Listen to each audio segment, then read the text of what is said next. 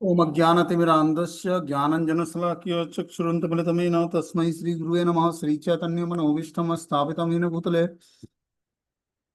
स्वयं रूपकदा मह्यं ददाति स्वपदान्तिकं। वन्देऽहं श्रीगुरुः श्रीयुतपदकमलं श्रीगुरून् वैष्णवाचं श्रीरूपं साग्रजातं सगणरघुनाथान्वितं तं सजीवं साद्वैतं सावधूतं परिजनसहितं कृष्णचैतन्यदेवं श्रीराधाकृष्णपादान् सगणललिता श्रीविशाखान्विताश्च नारायणं नमस्कृत्यं नरं चैव नरोत्तमं देवीं सरस्वतीं व्यासं ततो जयमुदीरयेत्। सुन्वतां स्वकथा कृष्ण पुण्यश्रवणकीर्तनं हृदयन्तस्थु विभद्राणि विधनोति सुसतां नष्टप्रायेषु भद्रेषु नित्यं भागवत सेवया भगवती उत्तम श्लोके भक्तिर्भवति नैष्टिकी तदा रजस्तम उभाव काम लोभादेशेत चेत एते निरावृत्तिं स्थित सत्ये प्रसिद्धति। एवं प्रसन्न मनसो भगवत भक्ति योगता भगवत तत्व विज्ञान मुक्त संगस्य जायते विद्यन्ते हृदय ग्रंथि छिद्यन्ते सर्वसंशयं क्षीयन्ते चास्य कर्माणि दृष्ट्वा एव आत्मनीश्वरे धर्मा प्रोजितो कैटप्पवनत्रो परमो निर्वत्सराणां सतां वेद्यं वास्त्रमत्र वस्तु शिवदं तापत्रय उन्मूलनम् श्रीमद्भागवतं महामुनिकृतं किमुआ परेरीश्वरं संघो रुद्यति कृतभिः सुतक्षणात् निगम कल्पतरुगलितं फलं सुखमुखाद्रविमुति सनियुतं पिबत भागवतं रसमालयं मूर्खो रसिका भूगावुकः सच्चिदानन्दरूपाय विशुद्धोत्पत्तिहेतवे तापत्रय विनाशाय श्रीकृष्णाय नमः। सुखरूपं प्रबोधज्ञं सर्वशास्त्रं विशारदम् एतत् कथा प्रकाशेन मद्ज्ञानाविनाशय भवे भवे यथा भक्ति पादयोस्तव जायते तथा कुरुष्वे देवस्य नाथस्तु मोहितं प्रभु। नाम संकीर्तनं यस्य सर्वपापप्रणाशनं प्रणामो दुःखशमनं तं नमामि हरिपरम्। आराध्यो भगवान् व्रजेश तन्यो तद्धाम वृन्दावनं रम्या काचिदुपासना व्रजवधू वर्गेण कल्पिता श्रीमद्भागवतं प्रमाण अमलं प्रेमोपमार्थो महान्। श्री चैतन्य महाप्रभु मद्मिदं तत्रादरुणापरः हे कृष्ण करुणा सिंधु दीनबंधु जगतपतये गोपेश गोपिका कांत राधा कांत नमस्ते। तप्त कांचन गौरांगे श्री राधे वृंदावनेश्वरी वृषभानुसुते देवी प्रणमामि हरिप्रिये। वाञ्छाकल्पतरुभ्यश्च कृपा सिन्धुभ्यो च पतितानां पावनेभ्यो वैष्णवेभ्यो नमः। जय श्री कृष्ण चैतन्य प्रभु नित्यानंद श्री अद्वैत गदाधर श्रीवासादि श्री गौर भक्तवृंद हरे कृष्ण कृष्ण कृष्ण हरे हरे हरे राम राम राम हरे हरे। इसमें आज हम लोग वो श्रीमद् भागवतम स्कंद संख्या 6 अध्याय संख्या 7 और टाइटल है इंद्र द्वारा गुरु बृहस्पति का अपमान। बोलते हैं 33वें श्लोक में न गृहस्यन्ति हर्थेषु यविष्ठाम ह अभिवादनम छंदो भयम अत्र अन्यत्रम न ब्रह्म वयो ज्येष्ठस्य कारणम। देवताओं ने आगे कहा कि इसमें छोटे होने के कारण अपनी आलोचना से मत डरो। ऐसा शिष्टाचार वैदिक मंत्रों पर लागू नहीं होता। वैदिक मंत्रों को छोड़कर सर्वत्र गुरुता आयु में निर्धारित होती है, किंतु यदि कोई वैदिक मंत्रों के उच्चारण में बढ़ा चढ़ा हो तो ऐसे कम आयु वाला व्यक्ति को भी नमस्कार किया जा सकता है। अतः तुम भले ही संबंध में हमसे छोटे हो, किंतु तुम बिना किसी हिचक के हमारे पुरोहित हो सकते हो। तो यहाँ पर देखते हैं कि जो है जब गुरु बृहस्पति अपने देवताओं का त्याग कर देते हैं अपने शिष्यों का, तो सब जो है देवता और देवता असुरों से परास्त हो जाते हैं। जब असुरों से परास्त हो जाते हैं देवता, तो प्रेयर करने के लिए ब्रह्मा जी के पास जाते हैं। जब ब्रह्मा जी के पास जाते हैं प्रेयर करने के लिए, तो ब्रह्मा जी एक नए पुरोहित के रूप में किसी व्यक्ति को हायर करते हैं, जिसका नाम होता है विश्वरूप। विश्वरूप नामक ऋषि थे, जो कि देवता त्वष्टा के पुत्र थे। उनको हायर करते हैं कि आप जाकर यज्ञ संपन्न कराइए और देवता आपके बल से युद्ध करेंगे आगे। इस प्रकार ब्रह्मा जी ने उनको हायर किया। बता रहे हैं कि देवताओं ने आगे कहा कि इसमें छोटे होने का के कारण आपकी आलोचना से मत डरो। ऐसा शिष्टाचार वैदिक मंत्रों पर लागू नहीं होता है।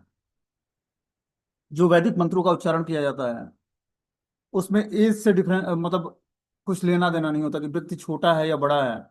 और जो वैदिक नॉलेज रखता है, वैदिक ज्ञान रखता है, तो वो मंत्रों का उच्चारण कर सकता है और वो शिष्टाचार के योग्य है। वैदिक मंत्रों को छोड़कर हर जगह सर्वत्र ही गुरुता आयु में निर्धारित होती है। जहाँ वैदिक नियम पालन किए जाते हैं वहां पर गुरुता उसके ज्ञान पर निर्भर करता है, लेकिन और जगह पर आयु पर निर्भर करता है कि आयु में जो वरिष्ठ है वो गुरु है, आयु में जो छोटा है वरिष्ठ मतलब वो गुरु नहीं है। किंतु यदि कोई वैदिक मंत्रों के उच्चारण में बढ़ा चढ़ा हो, तो ऐसे कम आयु वाले व्यक्ति को भी नमस्कार किया जा सकता है। कि अगर जो कम आयु वाला भी व्यक्ति, अगर जो वैदिक ज्ञान के उच्चारण में बढ़ा चढ़ा व्यक्ति हो, उसको नमस्कार करना चाहिए। अतः तुम भले ही संबंध में हमसे छोटे हो, किंतु तुम बिना हिचक के हमारे पुरोहित हो सकते हो। इस तरह देवताओं ने उनको पुरोहित के रूप में स्वीकार किया।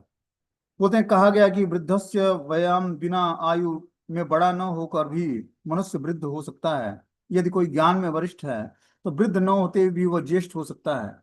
विश्व रूप देवताओं का भतीजा होने के कारण उसे आयु में छोटा था, किंतु वे उसे अपना पुरोहित बनाना चाहते थे, अतः उसे उनको नमस्कार स्वीकार करना पड़ा।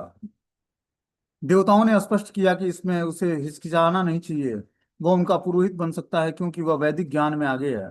इसी प्रकार चाणक्य पंडित का भी उद्देश्य है कि नीचा तद्युप्य उत्तमम ज्ञानम, मनुष्य समाज की नीच श्रेणी के व्यक्ति से भी ज्ञान प्राप्त कर सकता है। सर्वोच्च वर्ण के सदस्य होने पर भी ब्राह्मण शिक्षक होता है, किंतु यदि किसी निम्न परिवार का व्यक्ति यथा क्षत्रिय, वैश्य और शूद्र के परिवार का व्यक्ति ज्ञानी है तो उसे शिक्षक के रूप में स्वीकार किया जाना चाहिए। श्री चैतन्य महाप्रभु ने रामानंद राय के समक्ष अपने विचार व्यक्त करते हुए स्वीकार किया कि किवा विप्र किवा न्यासी शूद्र के न नय, यही कृष्ण तत्ववेत्ता से ही गुरु है। चाहे कोई ब्राह्मण हो या शूद्र अथवा गृहस्थ हो या सन्यासी, इसमें कोई अंतर नहीं पड़ता। ये तो सभी भौतिक उपाधियां हैं, आत्मज्ञानी पुरुष के लिए ये उपाधियां व्यर्थ हैं।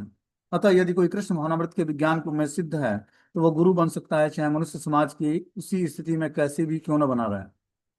तो यहाँ पर बता रहे हैं कि जो है, जो वैदिक मंत्रों का उच्चारण किया जाता है उसमें कोई जात या उम्र का ख्याल नहीं किया जाता कि वो आयु में बड़ा है या छोटा है। अगर जो वैदिक ज्ञान रखता है, अच्छे तरीके से मंत्रों का उच्चारण कर सकता है, तो पूजनीय है। तो जो विश्व रूप थे, जो ब्रह्मा जी के द्वारा बताए गए थे कि आप इनको पुरोहित के रूप में स्वीकार करिए सारे देवताओं को। तो विश्व रूप जो है भतीजा थे देवताओं के, लेकिन उन्होंने उनको पुरोहित के रूप में स्वीकार किया और नमस्कार करना, उन्होंने पुरोहित के रूप में अपना पद भी स्वीकार किया विश्व रूप ने, और उनसे नमस्कार भी स्वीकार किया। देवताओं ने स्पष्ट किया कि इसमें उन्हें हिचकिचाना नहीं चाहिए, वो उनको उनको पुरोहित बना सकते हैं क्योंकि वैदिक ज्ञान में वो आगे बढ़े चले हैं। इसी प्रकार यहाँ बता रहे हैं कि चैतन्य महाप्रभु ने रामानंद राय से बताया कि किवा विप्र किवा न्यासी शूद्र के न नया, यही कृष्ण तत्ववेत्ता से ही गुरु है। कि चाहे कोई ब्राह्मण हो या शूद्र या गृहस्थ या सन्यासी, इससे कोई अंतर नहीं पड़ता। ये तो बस सभी भौतिक उपाधियां हैं, आत्मज्ञानी पुरुष के लिए ये उपाधियां व्यर्थ हैं। अतः यदि कोई कृष्ण विज्ञान में बहुत ही बड़ा चढ़ा है, सिद्ध है, तो गुरु बन सकता है, चाहे मनुष्य समाज की किसी भी स्थिति में क्यों ना हो। तो कृष्ण तत्व का ज्ञान रखने वाला व्यक्ति चाहे किसी भी परिवार में जन्म लिया हो, वो गुरु बनने के योग्य है। ये भगवान चैतन्य महाप्रभु द्वारा बताया जा रहा है। अब आगे इसमें श्री ऋषि उवाच, ऋषि क्या बोलते हैं? बोलते हैं, अभ्यर्थी सुरगणे पुरोहिते महातपम श्री विश्वरूप तनाहम प्रसन्नम सलक्षणया गिरा। सुखदेव गोस्वामी ने कहा कि जब सब देवताओं ने महान विश्वरूप से पुरोहित बनने के लिए प्रार्थना किया तो महान तपस्वी विश्वरूप अत्यंत प्रसन्न हुए। उन्होंने उन्हें इस प्रकार उत्तर दिया। तो सारे देवता जो है विश्व रूप से जो महातपस्वी थे, उनसे उनको प्रसन्न करने के लिए उनसे प्रार्थना करते हैं कि आप हमारे पुरोहित बनने का प्रयास करें, पुरोहित बनिए आप, जिससे हम लोग यज्ञ संपन्न कर सके और देवताओं असुरों को हरा सकें। अब इस पर विश्व रूप बोलते हैं कि विग्रहितम धर्मशीले ब्रह्म वर्चम उपव्ययम कथम नु मद्दितो नाथा लोके सर भियाचितम प्रत्याख्या स यति तक्षस्य स एव स्वार्थ उच्यते। श्री विश्व रूप ने कहा कि हे देवों, यद्यप पुरोहिती स्वीकारने की निंदा की जाती है कि इसकी स्वीकृति से पूर्व अर्जित ब्रह्म तेज घटता है, किंतु मुझ जैसा व्यक्ति आपकी व्यक्तिगत प्रार्थना को कैसे ठुकरा सकता है? आप सभी संपूर्ण ब्रह्मांड के महान आदेशक हैं। मैं तो आपका शिष्य हूं और मुझे तो आपसे अनेक शिक्षाएं ग्रहण करनी चाहिए, अतः मैं आपको न नहीं कर सकता। मैं अपने ही स्वार्थ के लिए इसे स्वीकार करता हूं।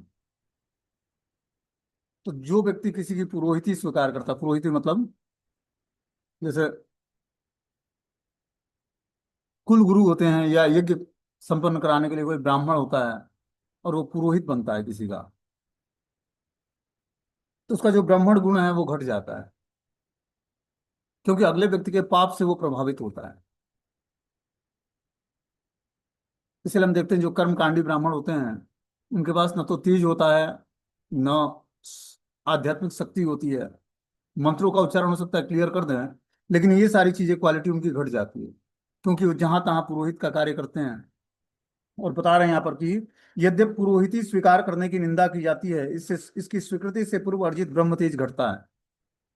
जब व्यक्ति पुरोहित बनता है किसी का, उसके पाप कर्मों से उसको भी प्रभावित होना पड़ता है। किंतु मुझ जैसा व्यक्ति आपकी व्यक्तिगत प्रार्थना को कैसे ठुकरा सकता है? यहाँ तक कि जो दीक्षा देता है, दीक्षा गुरु होता है, या शिक्षा गुरु जो होता है, शिक्षा देता है, उसके भी अपनी शक्ति जो है ट्रांसफर होती है, घटता है उसकी पढ़ाने से या दीक्षा देने से। ये तो गुरु परंपरा की कृपा होती है, तभी व्यक्ति आगे एडवांसमेंट कर पाता है। आध्यात्मिक शक्ति घट जाती है अपनी, क्योंकि जो मुख से बोला जाता है उसका बहुत बड़ा प्रभाव है। शास्त्रों की बातों तो उच्चारण की जाती है, लेकिन और जो अगला व्यक्ति पवित्र नहीं है, उस ज्ञान को धारण करने की योग्यता नहीं है उसके अंदर, तो उस पर उसका उसके प्रभाव से अगला व्यक्ति प्रभावित होता है। इसीलिए मंत्रों का उच्चारण जो है, जब हम महामंत्र का, हरे कृष्ण महामंत्र का जब व्यक्ति जाप करता है ठीक से, उसको जब ज्ञान प्रदान किया जाता है, तब उसके पापों से अगला व्यक्ति प्रभावित नहीं होता है। या दीक्षा गुरु जब दीक्षा देते हैं, तो वो अपने शिष्यों के पापों से वो उनका भी तेज घट जाता है, उनकी भी जो स्वीकृति होती है क्षीण होती है। एक मिनट हो गया, लाइट चला गया। इसलिए हम लोग देखते हैं कि आध्यात्मिक जीवन में जल्दी कोई किसी को सलाह नहीं देता है। समझ रहे बात को? बिना मांगे और बिना पूछे जल्दी किसी को सलाह भी नहीं देना चाहिए हमें, जब तक हम उस पोस्ट पे ना हो, या वैसी हमारे पास आध्यात्मिक शक्ति ना हो कि अगले व्यक्ति के पाप से हम हमें उसको कोई इंडिकेशन नहीं देना चाहिए कि आप ये कर लो चाहे ये कर लो। उस पोस्ट पे हो आप, तभी आप कह सकते हो उसको। अब वो भी अगला व्यक्ति स्वीकार करने वाला हो, तभी उसको बता सकते हो। वो स्वीकार नहीं करता है तो आपको बताने की जरूरत नहीं है। अपनी आध्यात्मिक शक्ति के कारण आप जो बोलते हो उसका उस पर प्रभाव पड़ता है। तो इसीलिए हमें क्या करना चाहिए? कोई अब हमसे पूछता भी है कि आप आध्यात्मिक जीवन में, तो हमें क्या करना चाहिए, तो हमें अपने हिसाब से सलाह नहीं देना चाहिए। हमें बोलना चाहिए कि शास्त्र में ये बताया जाता है, हमारे गुरु के द्वारा ये बताया गया है, आप इसको चाहें तो मान सकते हैं, चाहें तो स्वीकार कर सकते हैं। ये नहीं कि आप ये कर लो वो कर लो वो कर लो, नहीं। आप चाहें तो इसको स्वीकार कर सकते हैं, हमारे गुरु या शास्त्रों के द्वारा ये बताया गया है। क्योंकि आपको अभी राइट्स नहीं है आगे किसी को इंडिकेट करने का या प्रचार करने का या बताने का। ये अधिकार हमें गुरु के द्वारा प्रदान किया जाता है। जब हम गुरु शिष्य परंपरा के द्वारा जब हम अधिकार प्राप्त करते हैं, तब जाकर हम आध्यात्मिक प्रोग्रेस कर सकते हैं, लोगों को बता सकते हैं कि आप भी भगवान की भक्ति से जुड़िए। वैसे तो भगवान की भक्ति से जुड़ने के लिए किसी को बताना नुकसानदायक नहीं है, लेकिन उसको और भी किसी मामले में इंटरफेयर करके उसको इंडिकेट करना, ये नुकसानदायक होता है अपनी भक्ति के लिए, क्योंकि आपका राइट्स नहीं बनता उसको समझाना। आगे इसमें बता रहे हैं कि जो है, श्री विश्वरूप ने कहा कि हे देवो, यदि पुरोहिती स्वीकार करने की निंदा की जाती है, इसकी स्वीकृति पूर्व अर्जित ब्रह्म तेज को घटाता है। किंतु मुझ जैसा व्यक्ति आपकी व्यक्तिगत प्रार्थना को कैसे ठुकरा सकता है? आप सभी संपूर्ण ब्रह्मांड के महान आदेशक हैं, मैं तो आपका शिष्य हूँ, और मुझे तो आपसे अनेक शिक्षाएं ग्रहण करनी चाहिए। अतः मैं आपको नहीं नहीं नहीं कर सकता। मैं अपने ही स्वार्थ के लिए इसे स्वीकार करता हूँ। बोलते हैं योग्य ब्राह्मण के कार्य हैं पठन पाठन, यजन याजन, दान और प्रतिग्रह। यजन और याजन शब्द यह बताते हैं कि ब्राह्मण को जन समुदाय के उत्थान के लिए पुरोहित बनना चाहिए। जो ब्राह्मण है उसको जन समुदाय के उत्थान के लिए पुरोहित बनना चाहिए। जब क्या करता है व्यक्ति ब्राह्मण से, ब्राह्मण जब यजन याजन पठन पाठन, दान और परित्रग परि परि परि प्रतिग्रह, मतलब दान देना दान लेना, पढ़ना पढ़ाना, यज्ञ करना और यज्ञ कराना, ये ब्राह्मण के कार्य।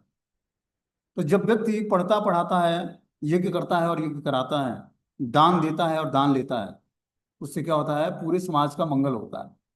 जो व्यक्ति ब्राह्मणों को दान देता है, और ब्राह्मण ज्ञान प्रदान करता है, ज्ञान का दान देता है, तो उससे क्या होता है? देने वाले का भी लाभ होता है और स्वीकार करने वाले का भी लाभ होता है। वही यहाँ पर बता रहे हैं कि जो है, यजन और याजन शब्द यह बताते हैं कि ब्राह्मण को जन समुदाय के उत्थान के लिए पुरोहित बनना चाहिए। जो कोई गुरु का पद स्वीकार कर लेता है, वो अपने यजमान से पापपूर्ण बंधनों के फलों को निरस्त करता है।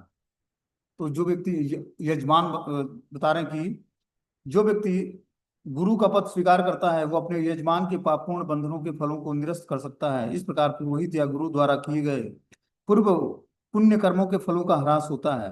इसलिए विद्वान ब्राह्मण पुरोहिती स्वीकार नहीं करते। क्या बोलते हैं, अगर जो कोई पुरोहिती स्वीकार करता है तो उसके पुण्य कर्मों के फलों का हरासमेंट होता है।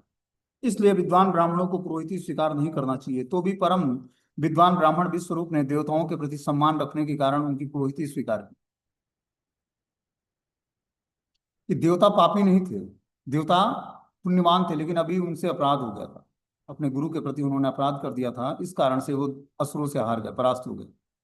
बोलते हैं अकिंचनानाम ही धनम शीलोक्षणम तेनेह निर्वित्य साधु सत्क्रियम कथम विग्रहम नु करोम्य धीश्वराम पर्वोदसम हृष्यति येन दुर्मति। हे लोकपालों, सच्चा ब्राह्मण वह है जिसके कोई भौतिक संपत्ति नहीं होती। वो शीलोक्षण वृत्ति से ही अपना उदर पोषण करता है। दूसरे शब्दों में वो खेतों से गिरे हुए बड़े बड़े हाट स्थलों पर गिरे हुए अन्न को बीनता है। इस प्रकार गृहस्थ ब्राह्मण जो वास्तव में तपस्या के सिद्धांतों का पालन करते हुए स्वयं का तथा अपने परिवार का भरण पोषण करता है, आवश्यक पुण्य कर्म करता रहता है। जो ब्राह्मण पुरोहिती कर्म द्वारा धन अर्जित करके सुखी बनना चाहता है वह अत्यंत तुच्छ मन वाला होता है। बताओ मैं इस पुरोहिती को कैसे स्वीकार करूं। तो बता रहे हैं कि जो सच्चा ब्राह्मण होता है वो भौतिक संपत्ति नहीं होता उसके पास। वो सिलोचन वृत्ति क्या होती है कि खेतों में गिरे हुए अन्न या हाट स्थलों पर गिरा हुआ अन्न को बीनता है और उससे अपने परिवार का पालन पोषण करता है। ऐसे तपस्या वाला सिद्धांत को पालन करके वो परिवार का भरण पोषण करता है और आवश्यक पुण्य कर्म करता है। लेकिन दूसरा ब्राह्मण जो होता है, जो पुरोहिती कर्म के द्वारा धन अर्जित करता है, वो सुखी बनना चाहता है, वो अत्यंत तुच्छ माना जाता है। मैं इस पुरोहिती को कैसे स्वीकार करूं। इसीलिए जल्दी दान नहीं लिया जाता है किसी से। समझ रहे बात को। जब तक व्यक्ति उस पोस्ट पर ना हो, उस पोस्ट मतलब आध्यात्मिक गुरु के पोस्ट पर ना हो, तब तक उसको किसी से दान भी स्वीकार नहीं करना चाहिए। क्योंकि दान के जो जिस तरह से पैसे कमा के ले आया जाता है उसके कर्म भोगने पड़ते हैं व्यक्ति। इसीलिए जल्दी दान लेना वर्जित है। जो खासकर जो भगवान के भजन में जुड़ा हुआ, उसको एक पैसे किसी से नहीं लेना चाहिए। लेना है तो उसको वैष्णव की सेवा के लिए लेना, बस अपने भरण पोषण करने के लिए नहीं। वही यहाँ पर बता रहे हैं कि जो है उससे आवश्यक पुण्य कर्म करना चाहिए। जो ब्राह्मण पुरोहिती कर्म द्वारा धन अर्जित करके सुखी बनना चाहता है अत्यंत तुच्छ माना जाता है। बताओ मैं इस पुरोहिती को कैसे स्वीकार करूं। बोलते हैं उच्च श्रेणी का ब्राह्मण अपने शिष्यों या यजमानों से कोई दक्षिणा नहीं लेता। वह तपस्या में संलग्न रहकर खेतों में जाकर किसानों द्वारा ब्राह्मणों के लिए छोड़े गए अन्न को एकत्र करना श्रेष्ठ मानता है। इसी प्रकार ऐसे ब्राह्मण हाटों में जाते हैं जहाँ व्यापारी अन्नों का थोक क्रय विक्रय करते हैं और इस प्रकार वहां व्यापारियों द्वारा छोड़ा हुआ बहुत सारा अन्न इकट्ठा करते हैं। इस तरह ऐसे उच्च ब्राह्मण तथा अपना तथा अपने परिवार का भरण पोषण करते हैं। ये जो उच्च ब्राह्मण होता है वो हाटों में मतलब बाजारों में जाता है या खेतों में जो किसान के द्वारा अन्न छोड़ा जाता है उसको एकत्रित करता है, उससे अपने परिवार का पालन पोषण करता है। लेकिन कलयुग में ये संभव नहीं है। ठीक है ना। लिखा तो है, ठीक है, लेकिन ऐसा बहुत रेयर व्यक्ति ऐसा करेगा कि हाँ बाजार या हाट में जाएगा, वहां से अन्न बीनेगा, उससे परिवार का पालन, उससे कितने दिन परिवार का पालन पोषण। तो बताया गया कि अगर जो कोई ब्राह्मण दान लेता भी है लेकिन आवश्यकता अनुसार लेता है, भोग के लिए नहीं, भरण पोषण करने के लिए, और उसके बदले आध्यात्मिक ज्ञान प्रदान करता है, तो वो अपने रास्ते से डिविएट नहीं होगा, उसको पाप कर्म नहीं भोगना पड़ेगा। बोले ऐसे पुरोहित अपने शिष्यों से कुछ भी नहीं मांगते। उन्हें क्षत्रियों तथा वैश्यों की तरह ऐश्वर्य में जीवन बिताने नकल करने की इच्छा नहीं होती। जो ब्राह्मण का जीवन होता है वो क्षत्रिय या वैश्यों की तरह ऐश्वर्यमय जीवन नहीं होता है। ब्राह्मण का जीवन दरिद्रता भरा जीवन होता है। मतलब भौतिक दृष्टि से तो वो दरिद्र होता है, लेकिन आध्यात्मिक दृष्टि से बहुत ही बढ़ा चढ़ा होता है आध्यात्म में। ठीक है ना। इसलिए उनको वैश्यों और क्षत्रियों की नकल नहीं करनी चाहिए। तात्पर्य यह है कि शुद्ध ब्राह्मण शिक्षा से गरीबी का जीवन स्वीकार करता है और भगवान के अनुग्रह पर ही पूर्णतः निर्भर रहता है। तो जब ब्राह्मण गरीबी का जीवन स्वीकार करता है और भगवान के अनुग्रह पर निर्भर रहता है तो उसको हर कदम पर भगवान का रियलाइजेशन होता है। देखो तपस्या में बहुत शक्ति है। भगवान को रियलाइज करने के लिए जब व्यक्ति दिव्य तपस्याएं करेगा और भगवत भजन करेगा तब उसको भगवान का रियलाइजेशन। और धीरे धीरे हम सबको ब्राह्मण गुण डेवलप कर देंगे, क्योंकि ब्राह्मण गुण डेवलप करके ही हम वैष्णव के गुण, जो वैष्णव में 26 गुण होते हैं, उनको धीरे धीरे हम डेवलप कर पाएंगे और तभी हम भगवत धाम जाने की हमारे अंदर योग्यता है। जैसे मान लो कि विवाह संस्कार होता है, उसमें क्या होता है, लड़की और लड़के का गुण मिलन होता है, कितने गुण से आपस में बन रहा है, तब जाकर उनका विवाह संस्कार होता है। उसी तरह जिस परम धाम में हमें जाना है, तो भगवान के जैसा जब तक गुण हम डेवलप नहीं करेंगे अपने अंदर, तब तक हम भगवान से मैत्री कैसे कर पाएंगे, या उनके साथ कैसे रह पाएंगे। इसीलिए बता रहे हैं यहाँ पर कि जो है, ब्राह्मण स्वेच्छा से गरीबी का जीवन स्वीकार करता है और भगवान के अनुग्रह पर पूर्णतः निर्भर रहता है। तो हमें भी अपने जीवन में भगवान की पूर्ण कृपा पर निर्भर रहना पड़ेगा। वो निर्भरता कैसे आएगी, जब हम अन्य आश्रय छोड़ेंगे। अन्य आश्रय हमने क्या क्या लिया है, धन का आश्रय लिया है, परिवार के सदस्यों का आश्रय लिया है, आस पड़ोस या समाज का आश्रय लिया हुआ है। तो ये आश्रय को छोड़ने का क्या मतलब है। आश्रय छोड़ने का मतलब तो जैसे मैं बता रहा हूँ, उस तरह जो समझेगा व्यक्ति वो यही समझेगा कि परिवार का त्याग करना है और भगवान का आश्रय लेना है। ऐसा नहीं है। हमें परिवार में रहते रहते क्या करना है, परिवार से डिटैच हो जाना। जैसे कीचड़ जो है, कमल जो है कीचड़ में खिलता है, लेकिन कीचड़ से आसक्त नहीं होता है। उसी तरह पारिवारिक जीवन में रहते रहते हमें, क्योंकि देखो पारिवारिक जीवन छूटने वाला नहीं है। ये जीवन छूट जाएगा, समाप्त हो जाएगा, लेकिन पारिवारिक जीवन नहीं छूटेगा। हम सबको एक्सपीरियंस होगा अपने परिवार के सदस्यों को देखते हुए। तो आखिर जो गृहस्थ आश्रम में रहने वाला व्यक्ति हो, भगवान की भक्ति को कैसे स्वीकार करेगा। उसने आध्यात्मिक जीवन पर चलना सीखा है, सीख रहा है। उसके लिए तो बहुत ही टफ है। जो पारिवारिक जीवन में, वो कैसे आध्यात्म में आगे बढ़ेगा। तो उसको परिवार में रहते रहते डिटैचमेंट सीखना पड़ेगा। ये तभी होगा जब वो अपने मन को आसक्तियों के से हटाकर और भगवान में आसक्त करेगा। परिवार के सारे सदस्यों की सेवा करते हुए उनसे आसक्त नहीं होगा। क्या होता है, जिस ग्रस्त व्यक्ति स्थान की व्यक्ति सेवा करता है, उसी से वो अटैच हो जाता है। लेकिन यही आसक्ति उसके बंधन का कारण है। जब हम क्या करेंगे, अपने परिवार के सदस्यों से धीरे धीरे आसक्ति खत्म करेंगे। आसक्ति मतलब ऐसे हृदय की ग्रंथि एक दूसरे से जुड़ी होती है कि आप बुलाए और मैं चली जाएगी। ऐसा होता है ना पारिवारिक सदस्य में, कि वो स्मरण करता है, उसको याद आ जाती है उसको। वो कहीं दूर बैठा हुआ है, वो अपने मायके में है, ये बेचारा ससुराल में घर पे है, लेकिन वो इसको याद करे, फोन कॉल आ गया। ऐसा किस लिए है, हृदय से हृदय की ग्रंथि जुड़ी हुई है आपस में। इसी ग्रंथि का भेदन श्रीमद् भागवतम कथा करता है। जब तक हम अपने ग्रंथियों का भेद करके और भगवान से अपनी ग्रंथियों को नहीं जोड़ेंगे, तब तक हम आध्यात्म के रास्ते पर आगे नहीं बढ़ेंगे। और इसी तरह जन्म जन्मांतर हम पारिवारिक सदस्यों के बीच में संबंध समाप्त होने वाला नहीं है, क्योंकि मृत्यु के समय हमें उन्हीं सदस्यों का याद आएगा जिनको छोड़कर हम जा रहे हैं। इतना जल्दी व्यक्ति के कर्म समाप्त नहीं होते।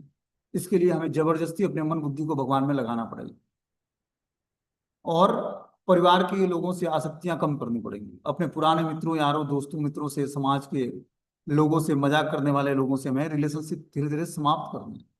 ऊपरी दृष्टि से हाय हेलो सबसे करना है, लेकिन अंतरंग रूप से भगवान से जुड़ जाना है। ये तभी होगा जब हम अच्छे तरीके से भगवान के भक्ति में जुड़ेंगे। क्योंकि देखो, मनुष्य जीवन बहुत ही रेयर मिला है। आप स्त्री शरीर में हो या पुरुष शरीर में, यह आसक्ति ही व्यक्ति के बंधन का कारण। और व्यास देव ने श्रीमद् भागवतम इसीलिए लिखा कि भगवान की शुद्ध भक्ति को प्राप्त कैसे करना है। गौड़ी वैष्णव संप्रदाय के हम लोग फॉलोअर हैं, तो हम लोग के लिए श्रीमद् भागवतम क्या है, हम लोग का जीवन है, प्राण है, अमृत है ये। हमें कृष्ण के रास्ते पर चलना है, कृष्ण को प्राप्त करना है, राधा कृष्ण के युगल चरणों की उपासना करनी है।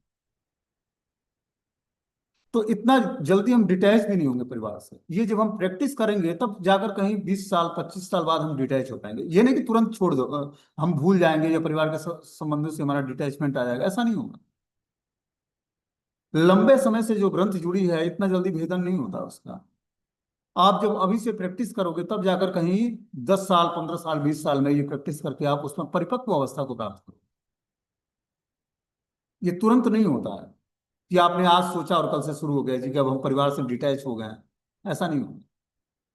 धीरे धीरे इसकी प्रैक्टिस करेंगे हम, भगवान की भक्ति में दृढ़ता से जुड़ेंगे जुड़ेंगे। और जब हमारा कर्म समाप्त होगा, तब हम उससे डिटैच हो पाएंगे। लेकिन डिटैचमेंट की प्रैक्टिस करनी पड़ेगी। जिस वस्तु से हमें आसक्ति है, मान लो कि गर्मी हो रही है, एसी से आसक्ति है, तो एक दिन कूलर चलाकर या फैन चलाकर सो जाएं। 2-4 दिन इसकी प्रैक्टिस करें, जानबूझकर स्वेच्छा से तपस्याएं लेनी पड़े, तब हमारा वस्तुओं से आसक्ति समाप्त होगा। व्यक्तियों से आसक्ति समाप्त करने के लिए हमें बार बार उनको उद्वेलित नहीं करना पड़ेगा, बार बार उनको याद नहीं करना, तब हमारा व्यक्तियों से आसक्ति समाप्त होगी। स्थान से हम आसक्त हो जाते हैं।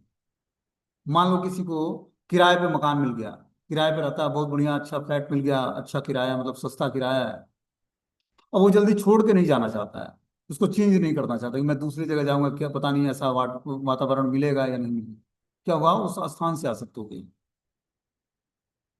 इसीलिए जो अपने गोस्वामी गण थे, चैतन्य महाप्रभु के 6 शिष्य, वो एक वृक्ष के नीचे एक रात रुकते थे वृंदावन में, फिर अगले रात अगले वृक्ष के नीचे, कि कहीं वृक्ष से आसक्ति ना हो जाए। ऐसा वैराग्य था उनको। तो जब तक हमारे अंदर ज्ञान के माध्यम से वैराग्य उत्पन्न नहीं होगा, तब तक हमारे हृदय में भक्ति प्रकट नहीं होगी। भक्ति बहुत ही सूक्ष्म विज्ञान है, इसको समझना बहुत ही आवश्यक है।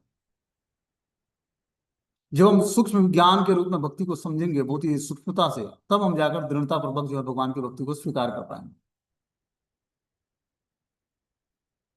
ठीक है ना। तो यहाँ बता रहे हैं कि तथापि न प्रतिब्रूयाम गुरुभिः प्रार्थितं क्रियत भवतां प्रार्थितं सर्व प्राणे अर्थे साधये। आप सभी मुझसे बड़े हैं, अतः भले ही पुरोहित को स्वीकार करना निंदनीय है। मैं आप लोगों की छोटी छोटी प्रार्थनाओं को नकार नहीं सकता। मैं आपका पुरोहित बनना स्वीकार करता हूँ। मैं अपना जीवन तथा धन अर्पित करके आपकी प्रार्थना पूरी करूंगा। तो बता रहे हैं यहाँ पर, विश्व रूप जो थे बोलते हैं कि आप सभी मुझसे बड़े हैं, अतः भले ही पुरोहिती को स्वीकार करना निंदनीय है, मैं आप लोगों को की छोटी छोटी प्रार्थनाओं को नकार नहीं सकता। मैं आपका पुरोहित बनना स्वीकार करता हूँ। मैं अपना जीवन तथा धन अर्पित करके आपकी प्रार्थना पूरी करूंगा। अब आगे जो है सुखदेव गोस्वामी बोलते हैं, तेभ्यम एवं प्रतिश्रुत्यम विश्वरूपो महातपा पुरोहित्यम प्रति चक्रे परमेड़म समाधिनाम। श्री सुखदेव गोस्वामी ने आगे कहा कि हे राजन, देवताओं को यह वचन देकर चारों ओर से देवताओं से घिरे हुए महान विश्वरूप अत्यंत उत्साह तथा मनोयोग से आवश्यक पुरोहिती कर्म करने लगे। अब वो पुरोहिती कर्म स्वीकार कर लेते हैं देवताओं का। कौन? विश्वरूप। बोलते हैं समाधि नाम शब्द अत्यंत महत्वपूर्ण है। समाधि का अर्थ है स्थिर मन से पूर्णतः तल्लीन होना। विश्व रूप अत्यंत विद्वान ब्राह्मण थे।